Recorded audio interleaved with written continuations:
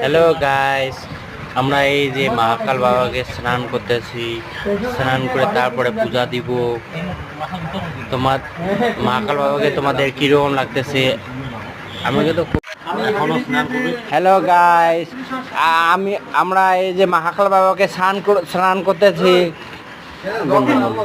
গন্ডগোল গন্ডগোল গন্ডগোল গন্ডগোল এটা অফ করে আনো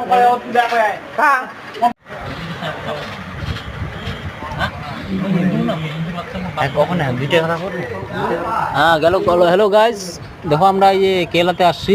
কেলাতে হাতিটা চান করাচ্ছে। ভালো